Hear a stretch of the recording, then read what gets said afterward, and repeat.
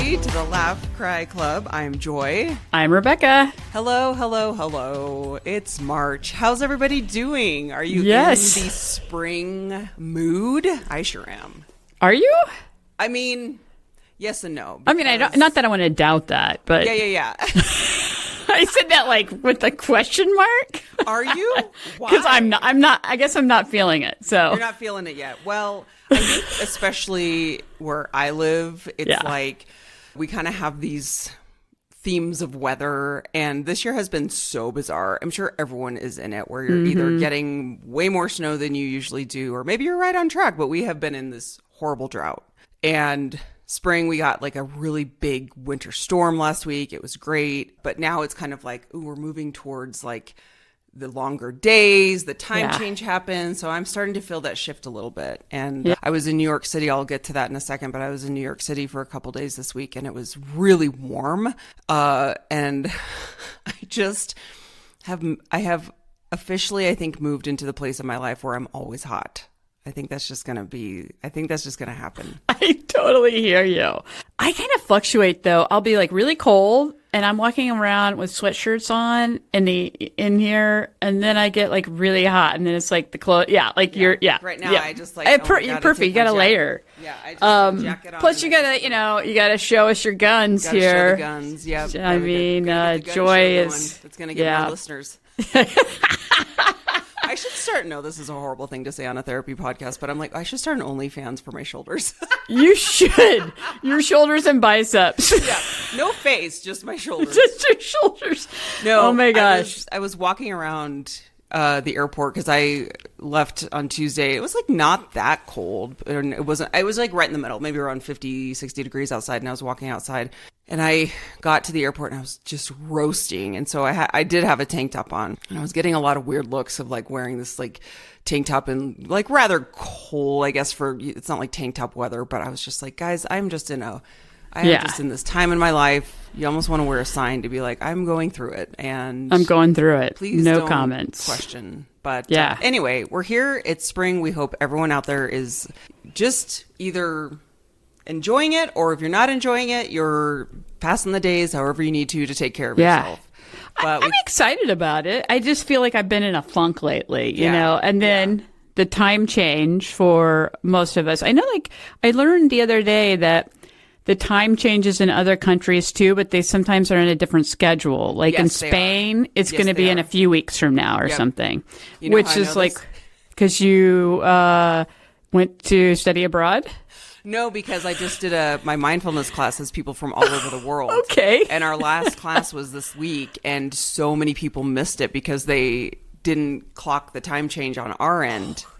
Even though like reminders were sent, whatever, but they just, because their time didn't change and ours did, whatever. So it was just like one of those things where I'm like, oh my gosh, I didn't realize people change differently. So for Joy and I here in the States, we live in states that do recognize it, because some states like Arizona do not, is my understanding. I think there may be another one too, but is that we had we sprung forward, meaning we lost an hour, and Joy's does a lot of work about sleep, and we know about sleep. We're both trained in CBT-I, which is cognitive behavioral therapy for insomnia. And we just started thinking about, gosh, sleep is a problem. It's a big deal. It is the topic of conversation. It is a huge topic. Yeah. So we thought, let's talk about sleep, the impact of it on our mental health. What a timely topic. Also in the media world, this past week was Sleep Week. So was it? All these magazines were writing articles about sleep. I went out for work for Sleep Week, and so I was talking about sleep with an event that I did. I'll tell you guys about that. So let me ask a personal question of, how is your sleep, Rebecca? That is such a broad question. I feel like I want to, when somebody asks me that, I'm like, I want more like guide. I want to be guided a little bit more, like, because it's so broad. Okay. Let me narrow this down. What is your, and we alluded to this a few weeks ago or a couple weeks ago, like what your nighttime routine is. Do you feel like you have a pretty consistent go to bed and wake up? I do have a pretty consistent go to bed and wake up. I will totally say I have some really poor sleep hygiene. And I talk to people about not doing this, but it's like, what is it? Do as I say, not as I do. As I do, yeah. This topic's made me start thinking about it a little bit more. I need to figure out why I do this. And so essentially, I like to start winding down the night at 8. That may be early for some people, but that's me.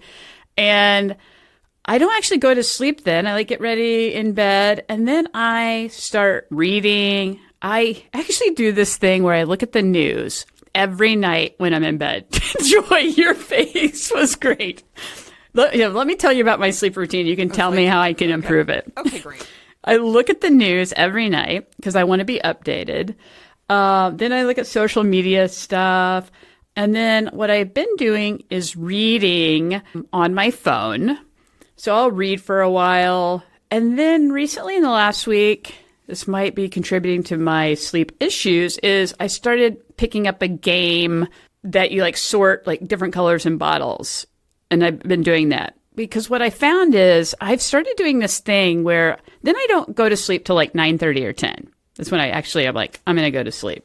I start doing this sleep procrastination in bed where it's I don't want to go to sleep yet. And so I'm just going to keep playing this mindless game. And I'm realizing I know that's not healthy for my sleep hygiene. And I've realized it's procrastination. And what it means is, because I thought about this, is that I love that time. If a therapist, if you told me, Rebecca, throw all this out, don't do it, I'm going to be no, I love my routine. It's mine. I love it. And I've realized that's my time. And what I really need to do is make my time sometime during the day and not at night. Yeah. But that's why it's so hard for me to give up, because I'm I don't get just that for an hour and a half just to read in the day or play a game, or I think I don't have the time. But yeah, that's my sleep routine. So tell me all about my habits. Well, no. Do you know that's actually a thing? It's called Revenge Bedtime Procrastination. Yes, that's the word. Yeah. Yep. Yes. Revenge Bedtime Procrastination. It's the intentional delay of sleep so that you gain personal leisure time. Yes, that's what I do. Yeah. And a lot of people do that because it's this coping mechanism against a high stress or busy day where you're trying to collect me time. Yes. By just trying to do it all before you go to bed, where you're I remember doing this in college all the time.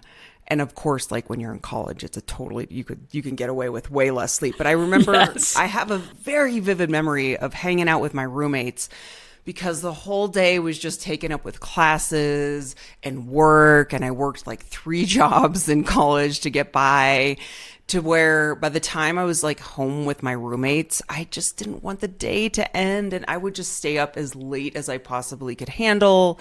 It would be midnight, 1 a.m. And I'd be I gotta go to bed. And it was just that same, I didn't know there was a name for it, but that's just trying to reclaim some time to yourself. But, it's not sustainable. And it's something that you do need to look, speaking of, very few of us have that time to just be leisure time. So it's no wonder that we do this revenge bedtime procrastination, because it feels so good to have that time to yourself, that restorative awake, you do, playing a game. So right. I don't know the answer of how you stop that, because I do understand the allure to it. And maybe taking time where you're all right, I'm going to prioritize little pockets of me time throughout the day. I know you go outside with your dogs. Yep. I know that you have your projects that you work on and your little miniatures that you work on, or you do have a lot of creative time. So maybe it is also recognizing the things that you already do. Mm-hmm. And what is it that makes you think that you don't have that leisure time, that you have to cram it in at night before you go to bed? Yeah. Yeah. Actually, I find it so relaxing, though. I think it relaxes me. But so I'm going to have to think about this more. But this morning I was I've already decided what I need to do, and I'm going to try it today. When it's time for bed, I am not going to look at my phone or read my phone. I'm not going to read on the phone because the blue light on here is so bad for us. I actually have a stack of books right next to me, and I'm going to find my little book light, wherever that is, in some drawer, and I'm going to read a real hard copy book instead of looking at my phone. I'm going to see if I can try to do that and see if my sleep improves. Okay. But I would say overall, I'm a pretty good sleeper. I've never really had problems with sleep. I can fall asleep pretty quickly for the most part. How about you? Oh man, I'm a good sleeper. I've also honed in on what makes me sleep better, and things shift and change, of course, as you get older. I'm sure many people listening are maybe they're either in our age bracket, older, or maybe a little bit younger, but for the most part, if you're in midlife, you will experience, there's little things that can really disrupt your sleep. So like things that I could do in the past, maybe drink more caffeine throughout the day or drink more alcohol and still sleep fine. So in the past, that's different, right? But over time, I've really honed in to be like, I will only drink caffeine in the morning. Like I drink 2 cups of coffee. I don't drink any other caffeine throughout the day, because in my mind, I'm like, I have this visual, I'm a very visual person. So all I think about is, if I'm drinking caffeine, what is it doing to my nervous system to prepare me for sleep tonight? Because I think about sleep as if I'm preparing all day for sleep. And here's a joke, because Amy Poehler, I love Amy Poehler's Good Hang podcast, and she always asks her guests about their sleep. She's like, tell me what time you go to bed. She's so funny. She loves sleep, so she always talks to her guests about their sleep. Yep. I may have mentioned this before, but anyway. Oh, I've listened to that podcast, and she does. She's like, tell me about your sleep. It is so cute, because she's like, I love sleep. And whenever people talk about like going out or doing, I think she had a guest on recently who's a Broadway star, and he was, I think Josh Groff, is that his name? Anyway, he has late shows, and she's like, what time does that put you in bed? And he said something like midnight or 1. She's like, I'm so stressed out right now. So it is something where like, throughout the day, I think most of us, and here's a technique that we're kind of jumping to, is you have to really practice and also put into play the activities throughout your day that are going to prepare you for sleep. And I know that sounds kind of silly, but if I'm going to drink caffeine throughout the day, I better believe I'm not going to sleep that well at night. Or if I'm not taking pauses throughout the day to either practice mindfulness or just kind of like chill a little bit or just check in with my body, your body needs to practice calming itself throughout the day, because then it doesn't know what to do if you go to bed at night. If you go to bed and you just try to calm down, you're still just buzzing. So you have to teach your body how to relax. And it's not at the end of the day. It's not this compartmentalized, I'm going to save that to the very end and just lay down. Now some people maybe be able to do that, where they go, and they can just lay down and crash. But I know a lot of people throughout the day can't do that. I look at it like a training schedule, where I will not ingest things that are going to affect my nervous system. I'm like, you are so good at that, though. Well, like, what do you think for the rest of us? That I mean, you're right. As soon as we wake up, we're preparing for our sleep. I mean, you're completely right. Because that's how the system works. So your circadian but rhythm it's like, how do we do that when there's so many temptations out there? Yeah, I get it. It's or the world's on fire. A lot of people would say the world feels like it's on fire right now. That's the last thing you want to prioritize. Yeah. Yeah. How can I be not having my caffeine? Because some of these things we consider comfort, right? We find it comfort, like that. Maybe the afternoon cup of coffee. Some people feel like it's a warm hug and it helps me get through the day, and like it's my time. Yeah. But what you're saying is you don't have to pair it with your time. Does it maybe have to be paired with a caffeine or some sort of substance? Well, the way I look at it, and I'm not preaching like my way is the highway. Right, yeah. But it is a healthy way to go about training yourself for sleep. It's right. I look at it as a training schedule. And because I'm more type A of like, look, I'm not perfect, but I have also cut out alcohol from my life, because that was another thing.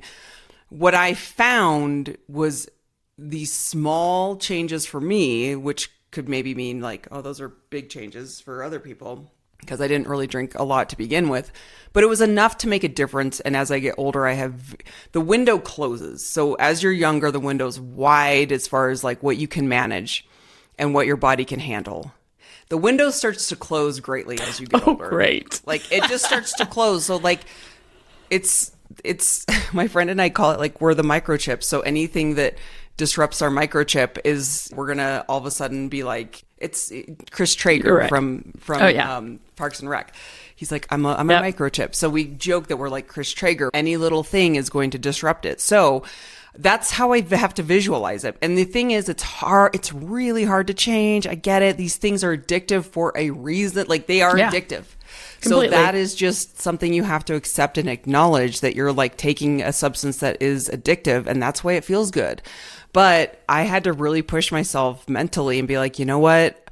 I'm not going to sit here and be like, never again, never going to drink a drop of alcohol. But I was like, I just know. And I started to, and I wear an Oura ring. So I do track things where I'm like, if I really want to focus on feeling better. And to be honest with you, mentally, I haven't been doing good over the past couple of years, like with hormones and things. So I was like, enough is enough. I'm going to stop complaining and I'm going to do something about it, because I noticed such a shift after starting HRT that I was like, if I'm going to really commit to feeling better, and especially as we're in the perimenopause, menopause years, I don't have, like, the window has closed so much that I just can't afford for me to keep these things in my life, because it really F's with my sleep, and so much restoration happens during sleep, and so many of these substances mess with our hormones that I was like, why would I take HRT and then also take these other things that are doing the complete opposite?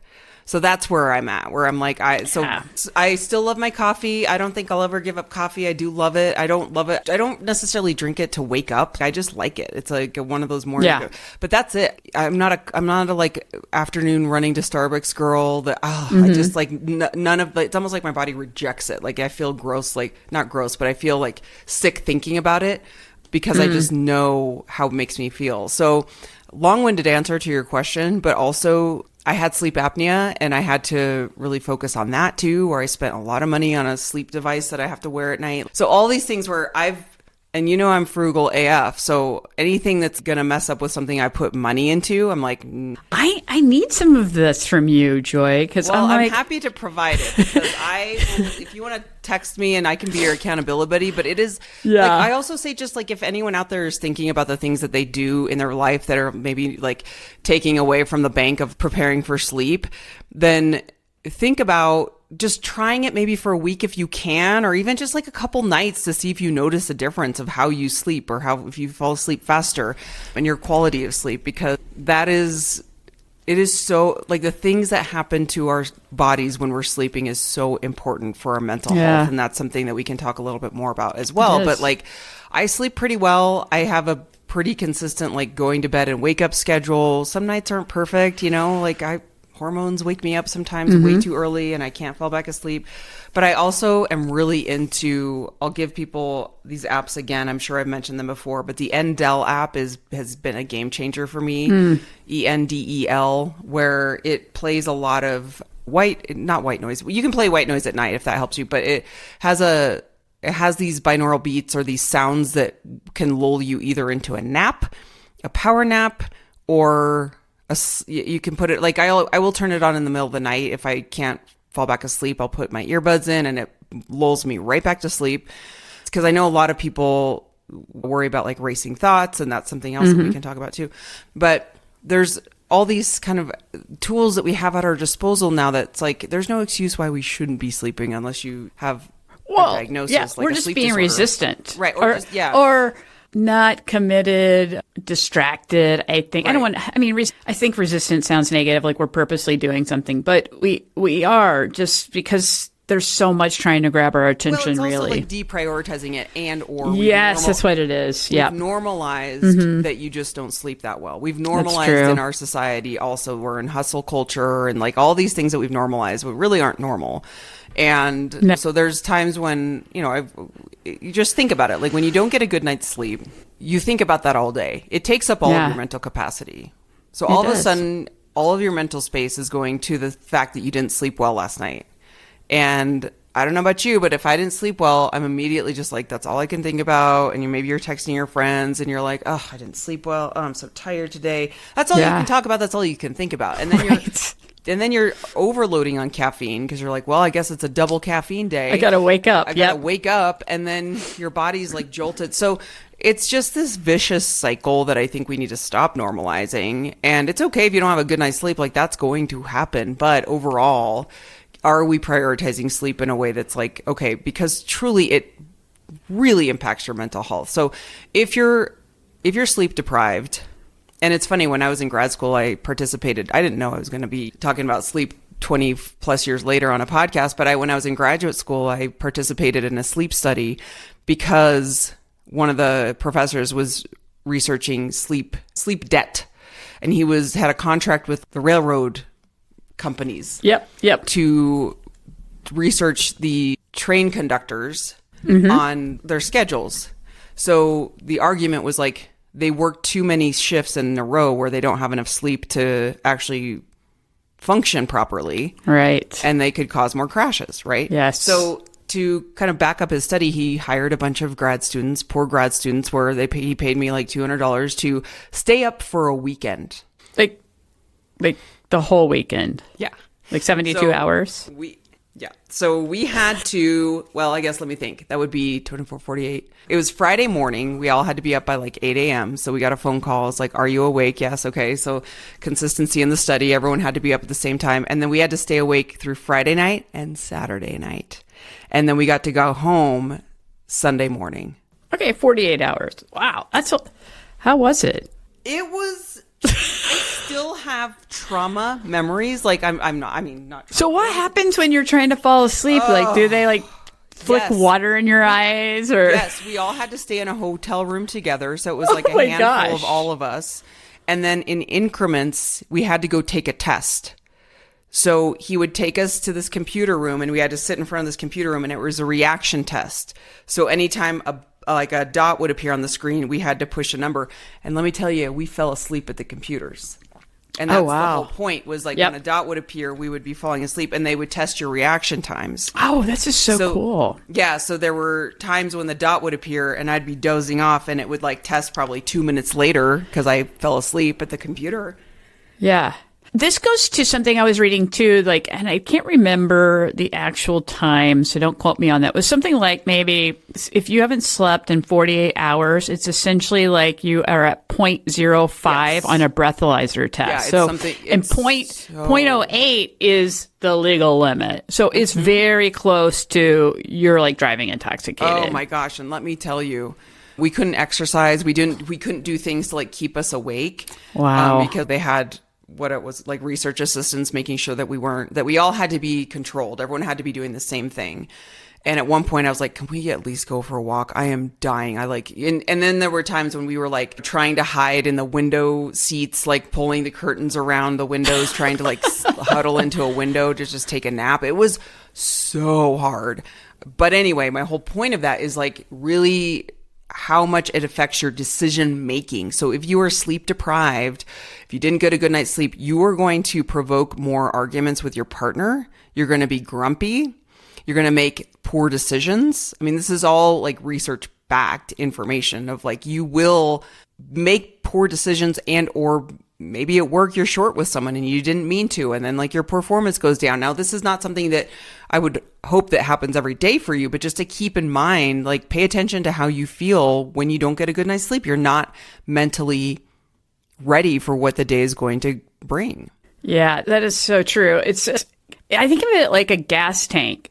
So like when you sleep, you're putting fuel into your body, and then you wake up, and that's when you start preparing already for sleep, because essentially the tank is going to decrease through the day. And so just think about all the things you're doing, and you're just losing gas or fuel every single time. And you're right. It affects our mental health so much. It really does. All the things you were talking about. So since it does do that, I mean, because it's also like regulating our stress hormones, it resets our central nervous system. It helps us be able to process emotions better. So what do we do when we are having like struggles with sleep? Say, some people are like, I'm a terrible sleeper because I have anxiety. They go to, I have anxiety. And so when I lay down, I'm having racing thoughts, or I can't stop the day from turning off. Do you have any ideas on what people might be able to do when they're experiencing that? Yeah. I mean, the thing that's really helpful that I've learned through CBT-I and through a couple other things of training over the years of sleep hygiene is that if you have racing thoughts throughout the day, typically that means let me rephrase that. If you have racing thoughts, like when you go to bed at night, that's actually pretty normal. Like we're processing our day, but I would look at just a schedule of sleep hygiene of, are you preparing yourself to be in a relaxed state, or are you rushing throughout the day and then just trying to calm down at night? So back to what I said earlier is, can you take pockets of time, even if it's a minute? And I wholeheartedly was horrible at this up until like a year ago, where I would feed into the hustle culture of go, go, go. And we're constantly stimulated with our phones, and you have FOMO and you want to make sure you're taking in all the information. That's really, really hard to break. Like, let's call it what it is. It is so addictive. Like, we are very addicted to our phones. And so if you are racing your thoughts at night, can you start to practice throughout the day? Something as simple as taking a pause in the morning to just have a mindful moment, doing like those mental push-ups, which means take a pause, try to just be mindful, focus on one thing. And when your brain is distracted, try to just bring it back to relaxation. So those are mental push-ups, or just something that is like a practice. So can you take those times, those breaks throughout the day? And it doesn't have to be a lot. It can just be that recognition that you are being mindful, taking a quick walk without a ton of stimulation, or at least taking some deep breaths throughout the day, because you cannot just expect your body to stop if you're going, and then you lay down and your body's like, we don't understand what you're doing here. We don't know what relaxation is. Yeah. What about you? Oh, I think too, I want to mention that I feel like our circadian rhythms are just out of whack at this point of the human race, right? Because we're all indoors a lot, and we have so many screens, and our lighting is just terrible. I mean, I get LED, but it's good, but it is actually not good for us.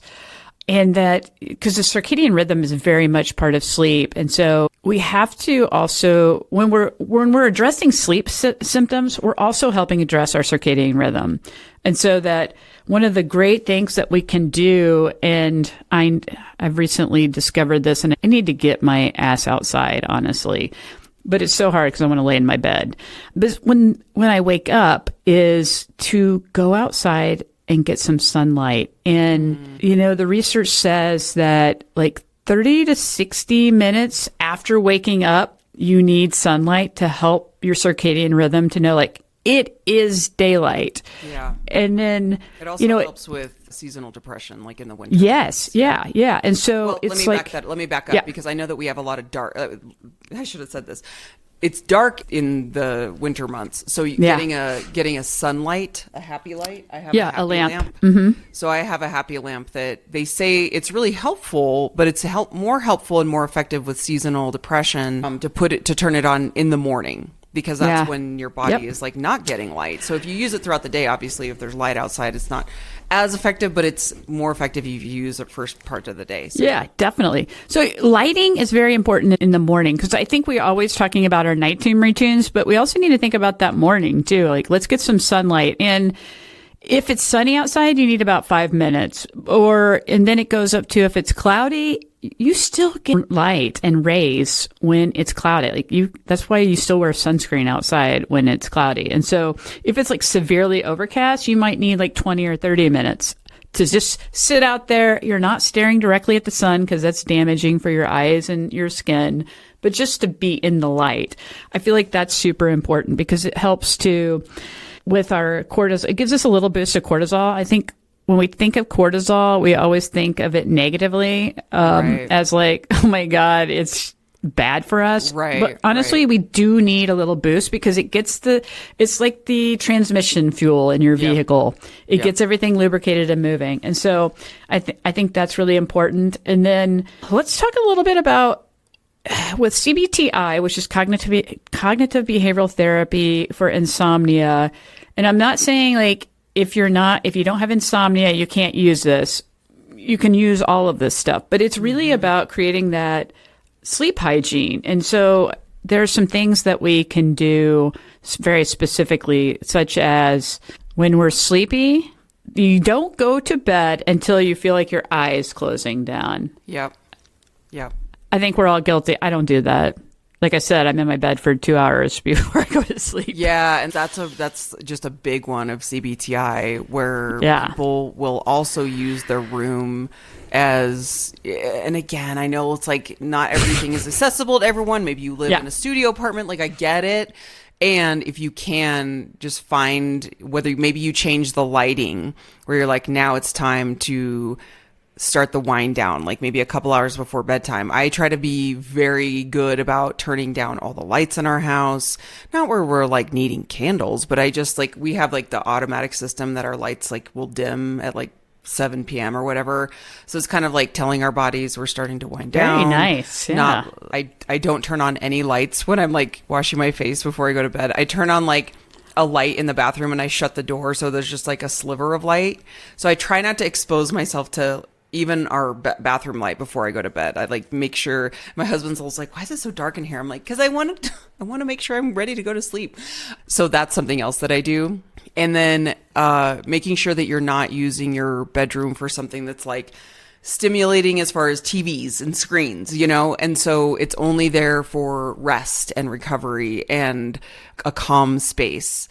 Well, yeah, and then I would also add that this always seems really extreme when I talk to people about this, but if you're really, really struggling with sleep, the idea is that when you wake up, you should immediately get out of that bed and go do something else. Because some people are like, oh, I'm going to lay here and like, let's count sheep, or let me read a book that's going to make me sleepy again, or look at my phone. Really bad idea. That's not going to help you sleep. That starts waking you up even more. So the idea is if you can't sleep, you're supposed to get out of that bed. Yeah, everybody looks at me like terribly when I say that. It's true. The reason is because you try harder to sleep, which creates this like arousal and fear. And then you start worrying about not getting sleep.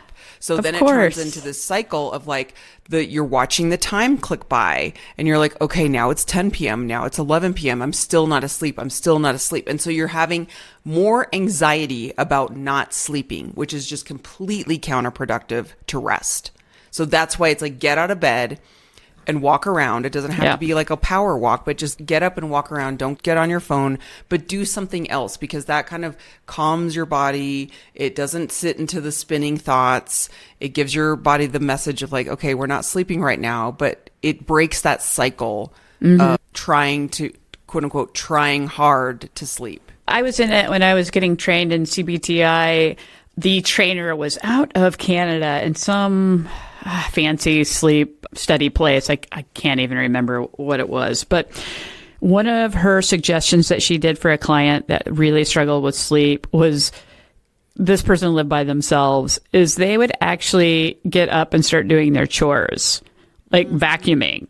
And the client was like, no way, I'm not going to vacuum in the middle of the night. But it was like, what happened is then she was doing the thing and then she did not go back to bed until she felt her eyes closing and getting sleepy. So yeah, and the thing is to try to limit naps throughout the day. If you're people love their naps though. I love a nap. Do you? I'm pretty guilty of this, but I also I sleep fine at night even if I take naps. So I'm okay with it. Good for you. For now, but I do try my hardest, and this is hard. I actually should just go to bed, but sometimes I'll like fall asleep watching TV, and then I'll like have to get up and go to bed. Like that's a no-no if you're really struggling with insomnia, because what you should do is you should wind down. I know it's just like easier said than done because I don't do this, but like again, if you're struggling with insomnia, if you're winding down at night and you're watching something and you're like, your eyes are closing, what you should do, like best practice, is to turn the television off and go to bed. Yeah, but I would say most people don't do that because a lot of people are hanging out with somebody else, or if you're even by yourself, It's like you're asleep before you know it because it lulls you in it. So basically with all of these suggestions we're making is you just try your best. Try your best, right. And if you struggle, if you're somebody that says like really has struggles with sleep or would say maybe insomnia, I think it's great you can go talk to a therapist trained in this or read up more on sleep. There is so much information available to you, but you take what works for you and then leave what doesn't. Because this is not about perfection. This is just about trying to make yourself feel better. And I think the biggest thing is this all keeps going back to mindfulness, that we just have to try to be more mindful. And I'm so guilty of this myself, that I struggle with mindfulness. I really do. Especially right now at this kind of season in my life. I just have a lot of things going on, needing my attention for time. And just where we are with the world, like it's so much, that I think we just try to do our best. Yeah, I really want to start a program that's like, I can't meditate. Just please do be our teacher. Well, because, and I'm sure it already exists. I'm probably not reinventing the wheel here, but there's so many people out there, and I was one of them, where it's like the word mindfulness, I was allergic to it, and I felt really resistant anytime I heard mindfulness, which again is so funny that I work for Headspace, and I'm like, this is a whole business of mindfulness apps and mindfulness, and this is so important. And referring back to my class that I just completed, and I want to do the next round because it's all about practice. And here's the thing, Rebecca, you can start to practice mindfulness, and this was like the surprising thing for me, is all it is practicing it. That's all it is. And it's not sexy, and it's not like, but 90% of our class was practicing it together. Because I thought it was like this secret key of, and look, there's techniques and there's things that you learn, of course, but it is constant practice, and the homework is practice, practice, practice. And that's how you get better at anything. Surprise. That is true. So it's truly like an exercise routine of mindfulness. Feels really overwhelming because our brains are so busy, and everyone can do it. Even that person out there that's like, my mind's too busy, I don't want to do it. Yes, you can. And just like anything, you're not going to run a marathon by just hopping off the couch. So you have to look at mindfulness, and even, mindfulness meditation, you have to look at it as you are training. In my mind, I truly believe mindfulness, in the world that we live in now, we are in a society that is the complete opposite of mindful. We have to look at mindfulness as we're going into an elite Olympic sport. So we are someone that is, I'm just a normal civilian, but mindfulness and meditation. I'm going to be an Olympic sport. I've always wanted to be an Olympian. Well, I think we have to look at it that way, truly, because because it is an Olympic sport. It's an elite level. It's elite. Olympic sport. It is an elite level. I love Olympic s'mores, by the way. They're so delicious. That means they're really large. It's like those big graham crackers and those gigantic marshmallows. This is just oozy gooey. So good. Side note. Like, that is something that I have found that like helps me get my brain to go, okay, I'm just not like a human, like a normal person walking on the street, just the civilian runner that can go race in an Olympic race. Like, that is how hard it is, I think, for unless you're someone who is like really just predisposed to not having much bother you, and you can really get your mind there. That I think those are the outliers. But in our world today, everything that we're being handed is so distracting. Our phones, that like we do have to look at mindfulness as an Olympic sport that we have to train for. That is just what we're up against. Our brains are not at the same level as it was like 20 years ago. So for everyone out there that's like, I can't meditate, I can't be mindful. Yes, you can, but we all have to look at it as like we are training the crap out of this. Yeah. Well, what about for people, though, that think of training like that, it just shuts them down even more because they're like, I don't have the energy to train for an Olympic sport. Like, what? I don't want to exercise. I don't look. I don't have the time. People say that all the time. And that's very fair. And I'm not going to argue with you because if you have no desire for that, like on your merry way, bless. But I will say, if you are at all curious and think like, well, I would try it. If you're at least just like have a little bit of the door open, then give it 30 seconds or just learn about it. Don't even try it. Just learn about it. Don't even try to be mindful. Just like learn about what mindfulness is. And then maybe one day you'll be like, oh, I stared at a tree for a minute. That's mindfulness, you guys. That it is. You're right. I think too, what people do is that, what was I going to say? I lost my train of thought. We were talking about mindfulness. We're talking about motivation. You were talking about like people who don't want to train, people who don't want to I just lost it. Okay. It'll come to you when you're not thinking about it. It will. But I want to say, just kind of on that same note, that it is kind of like when we're doing coaching, like we're assessing for someone's level of motivation for change. And if you don't have that motivation, like we're not here to push anything. I'm just saying the benefits are so big in your life that I would encourage you to just start learning about it. Just be like, oh, I'm just going to learn a little bit about what the heck this is. And if you're like, well, what does this do for me? Honestly, like this past week when I was traveling, I used mindfulness a lot because I tend to be a nervous traveler, or I project and I get ahead of myself. And this event that I was going to, there's a lot of, not pressure, but I was giving a talk about sleep and mental health, kind of a lot of what I talked about today. And I was jumping ahead to all the things of what could go wrong when I was traveling or what could go.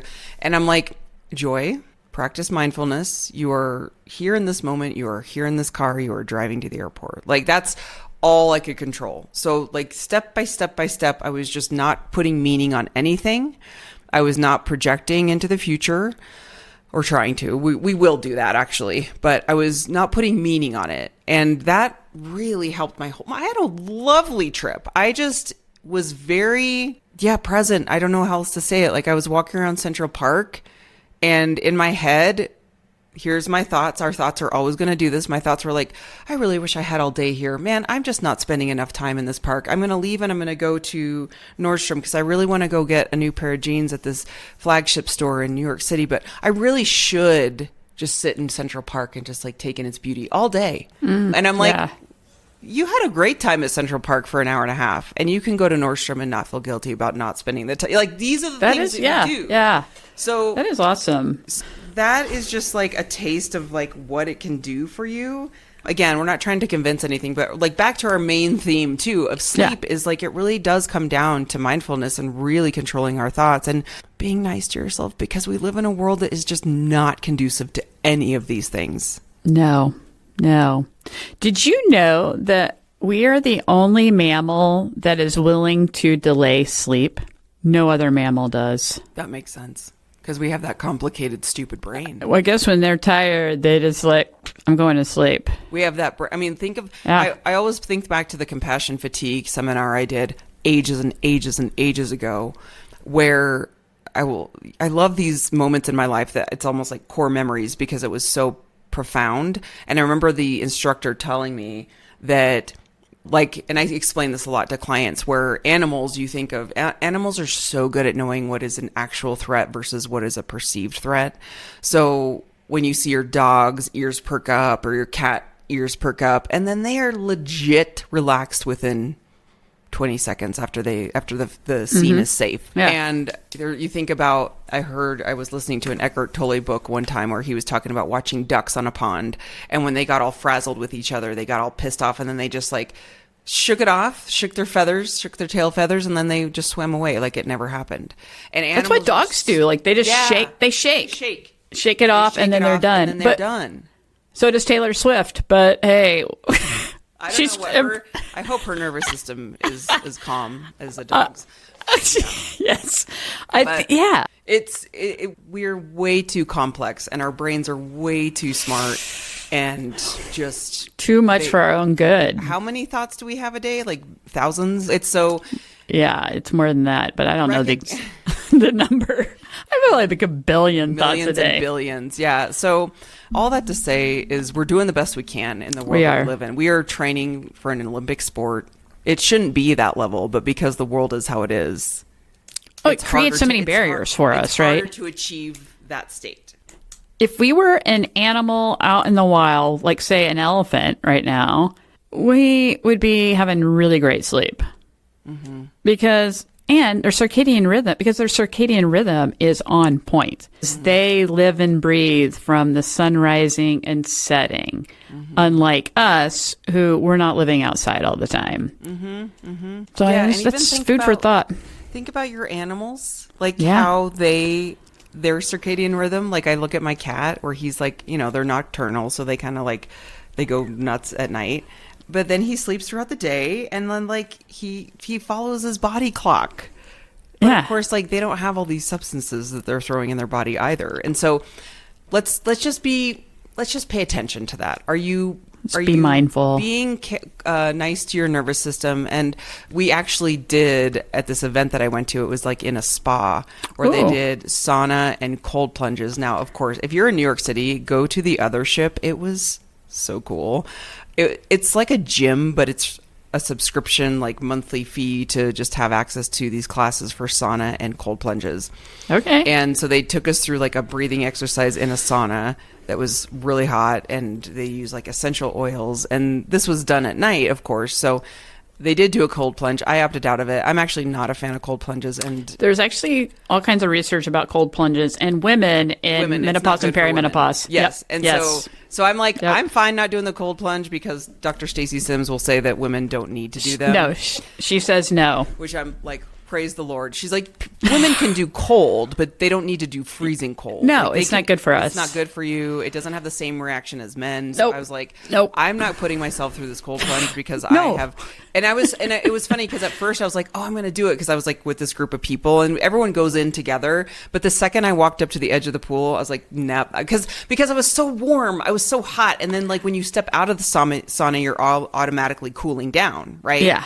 And I was like, I'm already cold. Why would I want to go in colder? And I know, like, whatever, there's like things that like you feel. I've done it before, so I know how it feels. But I opted out because I was like, no, I'm not. It's painful to me. It's so painful, and they coach you through it. And we kind of talked all about sleep and how this relaxes your body. And so we're in a sauna at the end of the day, and like how relaxed you feel. That is actually your natural state. You should be in that, like after you get a massage.